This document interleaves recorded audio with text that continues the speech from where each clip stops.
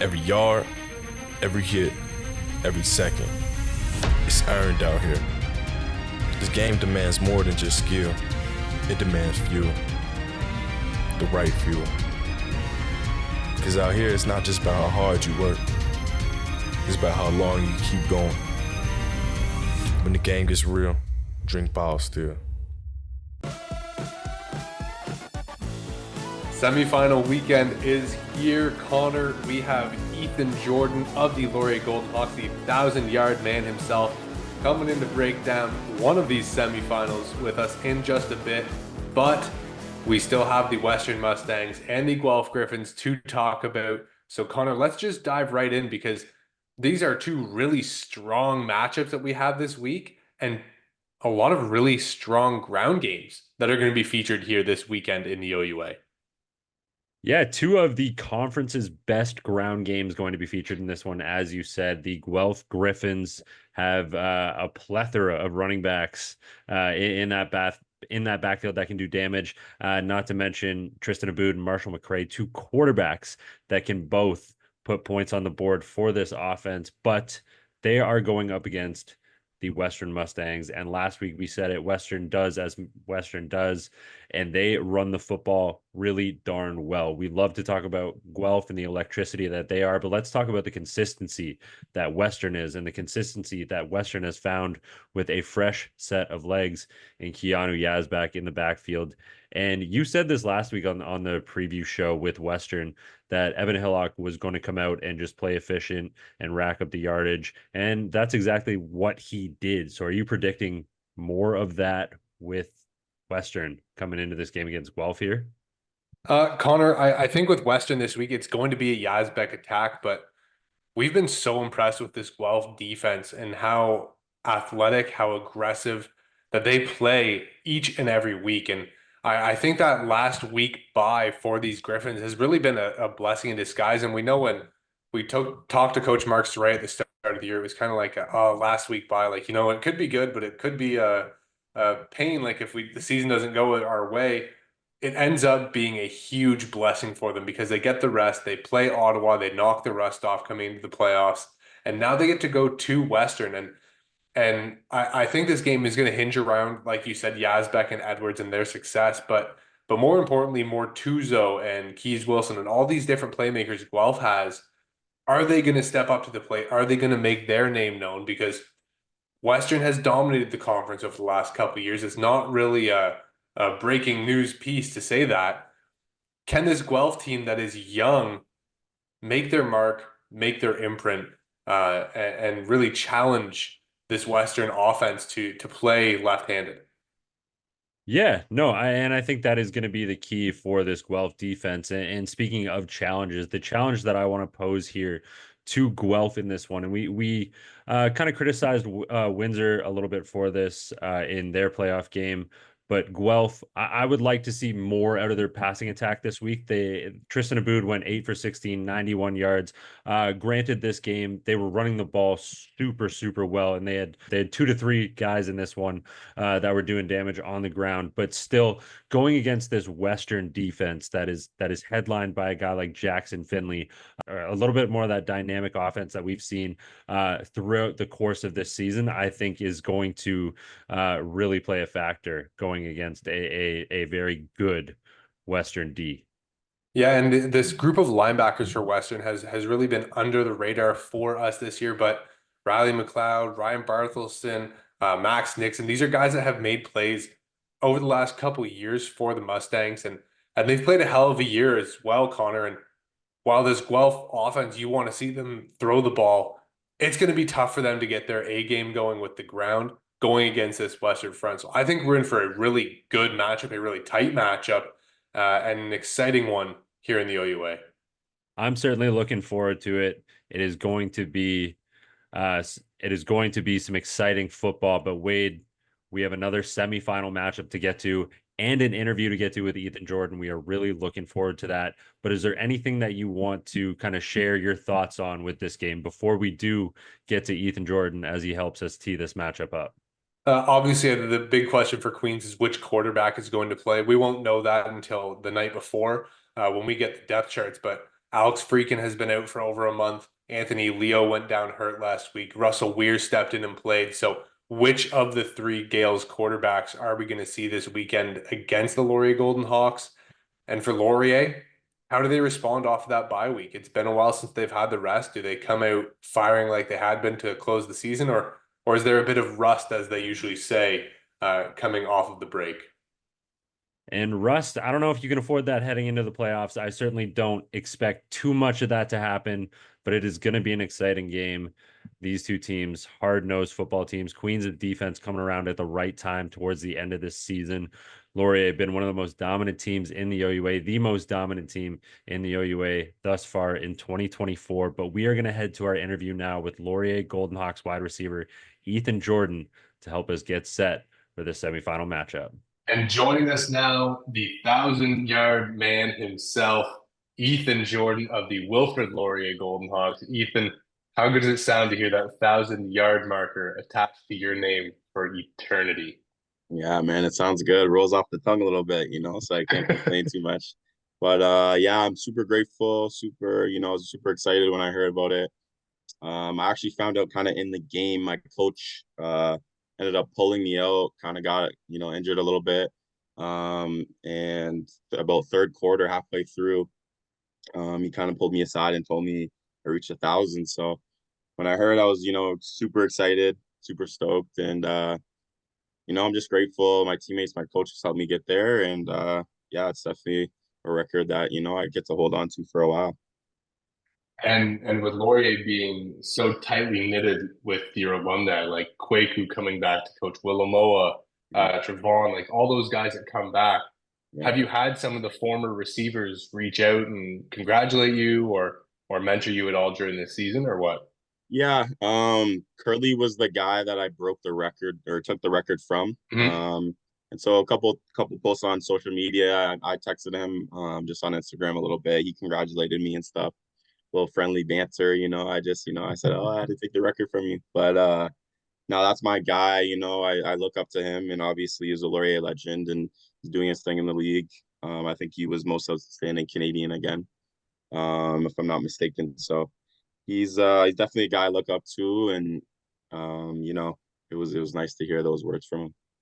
I know this is a playoff preview, and we're going to talk about that soon. And we got a playoff game coming up for you guys. But you mentioned Curly Gittens Jr., and I have to bring this up. How much do you go back and watch his tape, whether it's CFL tape, whether it's Laurier tape, whatever it may be, and how much is he kind of a guy that you take a lot from, and how much does he help you, whether it's directly or indirectly? Yeah, for sure.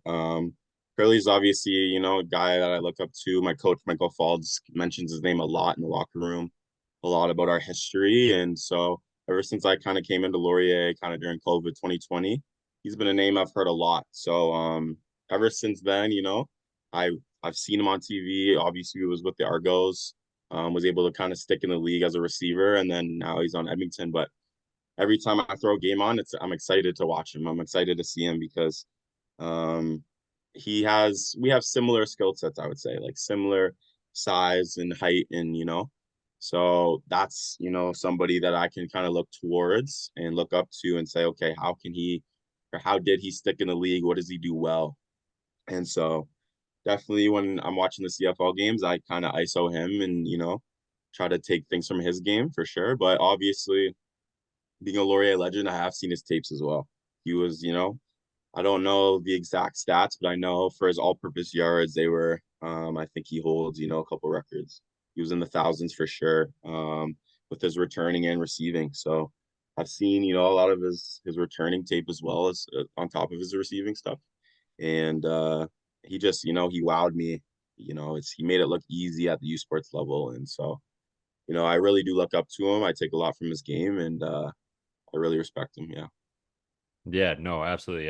Definitely not a bad player to look up to in terms of OUA standards, in terms of pro standards. Yeah. But I want to flip the lens a little bit, and I want to move this back internally towards this year's Laurier Golden Hawks. Let's talk about the guy getting you the ball, Taylor Algorithm. What has he done for your game? Not only this year. This year you're having a career year, but throughout your progression, with the Golden Hawks. How has Taylor Algersma helped you as a player? For sure.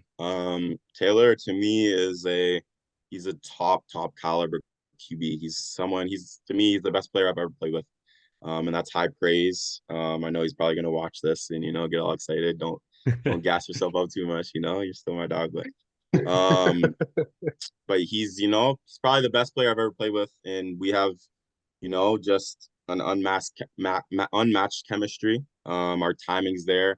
We're on the same page, and we came in together. We were the same class, 2020, and so ever since then, I've stayed and trained summers with him, and so that allowed us to build chemistry and stay in the offense together. Coach Galloway has also been there since I've been here, so all of us three, me, Galloway, and Taylor, have been together in the same offense. So we've had years to rep it, and obviously it's been on display a little bit here, and we're doing pretty well with it. So Taylor, obviously, he can make every throw, and that is what separates him from a lot of these other QBs. And that helps me, right? He can fit the throws in the windows, in the zone windows, and a lot of other QBs can't. So he's able to kind of get me the ball in ways that other QBs wouldn't be able to, and that helps elevate my game. That helps get me more looks and more catches as well. So big shout out to him for sure. And as you mentioned, the consistency of Galloway, Taylor, yourself, this year you guys returned all of your offensive starters from the previous year, and as we kind of project into these playoffs, obviously the first round bye was something you guys did not have last year.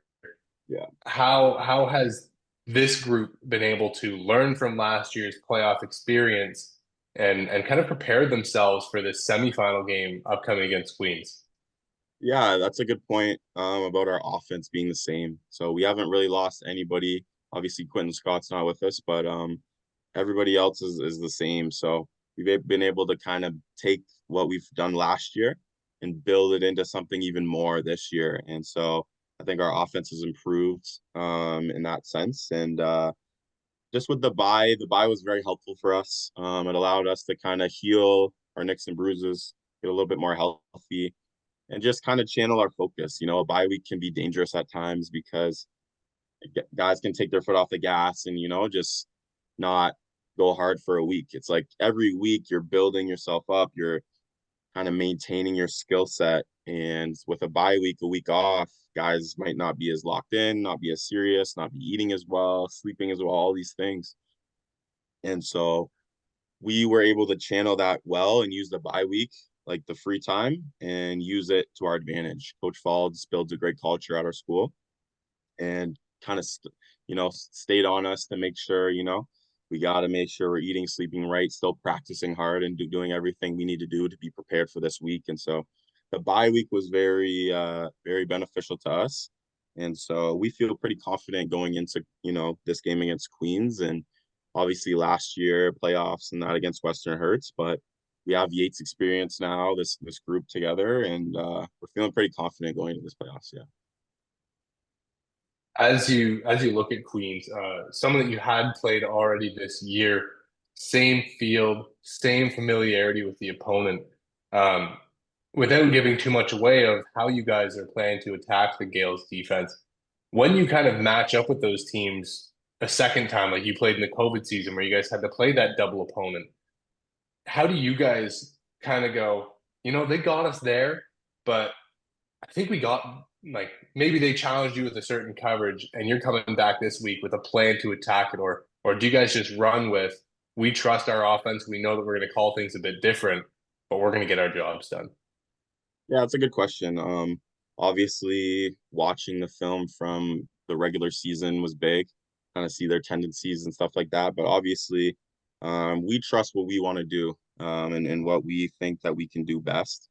And we have obviously a good coach, a good play caller who has a large offense and a large playbook that can, you know, answer the call on any of their defensive schemes. So, we're not too worried about, oh, we got to do this particular thing. We're just gonna play our game, and we believe in our offense and in our schemes and stuff. So obviously we already played them in the regular season, and so that can kind of be we don't want to come in on too much of a high, too much confidence. We obviously beat them um, by a fair advantage in the regular season. So we have to still channel our energy and our focus to come in. And this is a playoff game. It's a playoff opponent. If we lose, we can go home. So we are, very locked in, very channeled, and we'll be ready to go.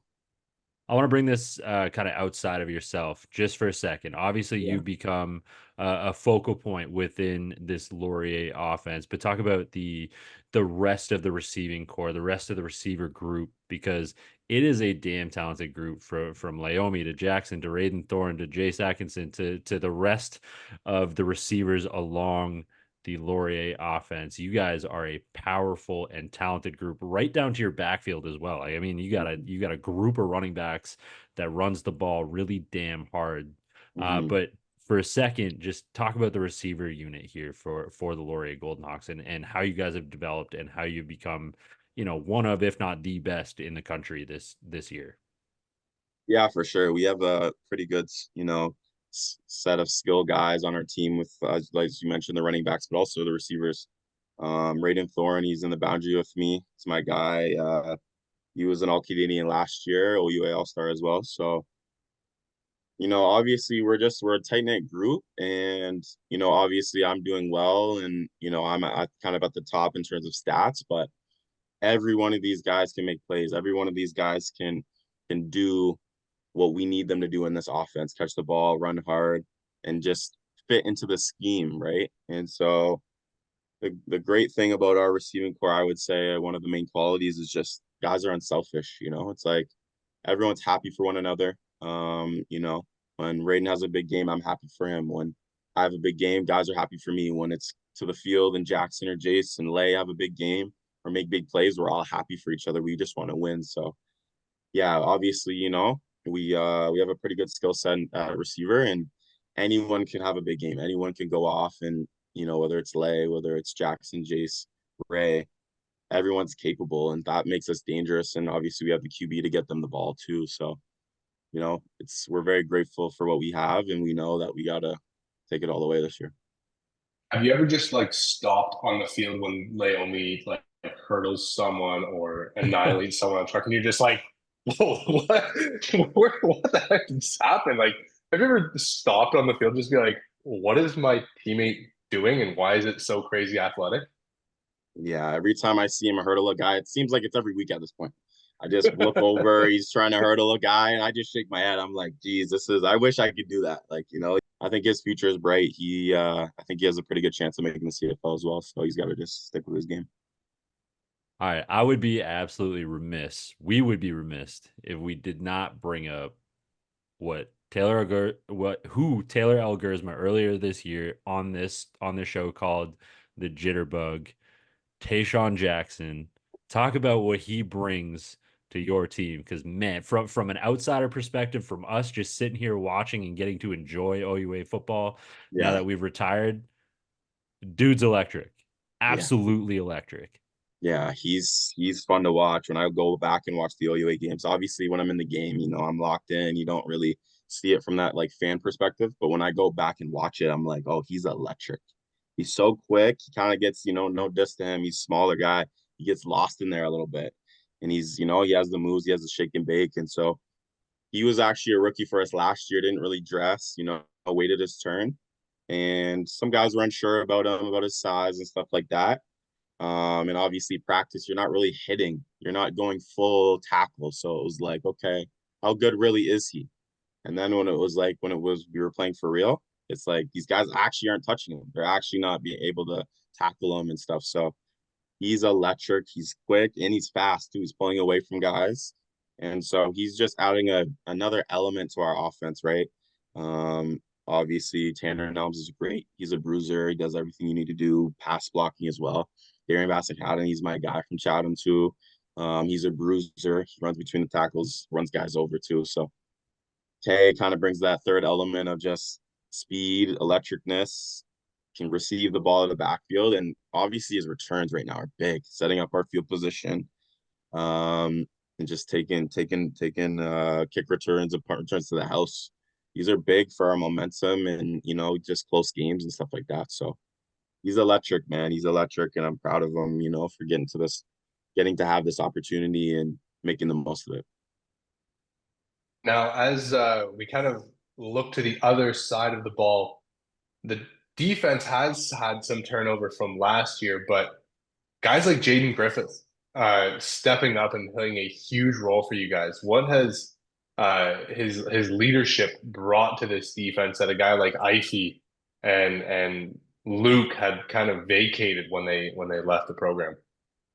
Yeah, for sure. Shout out Jaden. He's done a lot with his role. He's been there. I think he kind of came in, if I'm not mistaken, the same class as me. So he's kind of waited his turn, and but he's made the most of his opportunity. He practices hard. He's a leader. He's a captain for us, and so he deserves it. And he's very vocal, and he's a guy a lot of guys in the locker room look up to. He does everything right.